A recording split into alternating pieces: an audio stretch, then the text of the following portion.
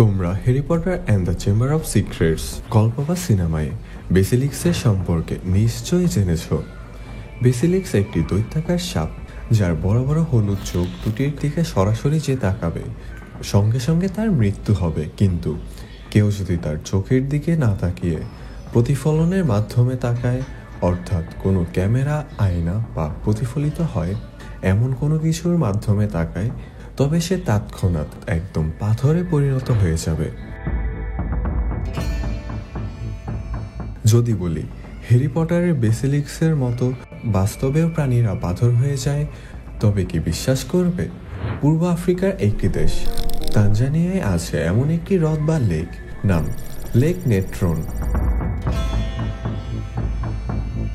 শোনা যায় এই হ্রদে যে প্রাণী যায়, হ্রদের পানির ছোঁয়া লাগলেই নাকি প্রাণীটি পাথর বা মমিতে পরিণত হয়। ভয়ঙ্কর শোনা যাচ্ছে, তাই না? আসলেই কি হ্রদটি প্রাণীদের পাথরে পরিণত করে? হ্রদ সম্পর্কে প্রচলিত খবর যেমন ভয়ানক, তেমনি হ্রদটি দেখতেও অনেক ভয় পাওয়ার মতোই। লেক নেত্রন আর সব হ্রদের মতো সুন্দর হ্রদ নয়। এটি মূলত এর অদ্ভুত রূপ এবং ভূতাত্ত্বিক ইতিহাসের জন্য বহুল পরিচিত। হ্রদটি চমৎকার, তবে ভয়ঙ্কর রক্তিম লাল রঙের চেহারার কারণে হ্রদটিকে ডেভিল রেড লেকও বলা হয়। হ্রদটির এমন রং হওয়ার কারণ, হ্রদের পাশে থাকা ওল্ডোইনেও ল্যাঙ্গাই নামের একটি আগ্নেয়গিরি।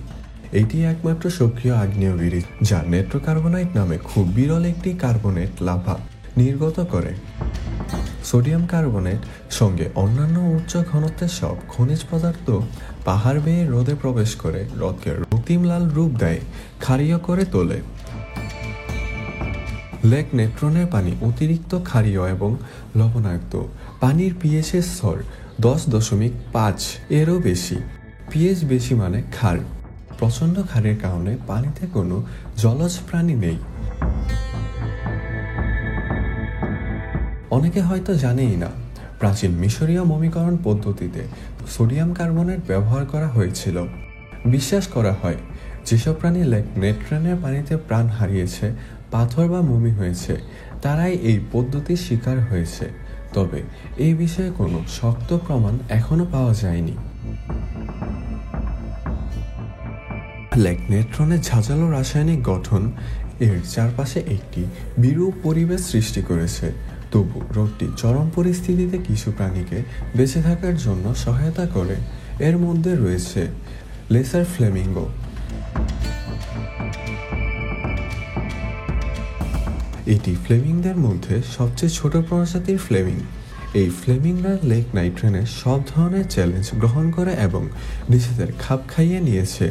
এই সুন্দর পাখি হ্রদের অতিরিক্ত ক্ষারীয় পানিতে জন্ম নেওয়া নীল সবুজ শৈবাল এবং সায়ানোব্যাকটেরিয়া খায়। আজকের এই পর্বটি এ পর্যন্তই।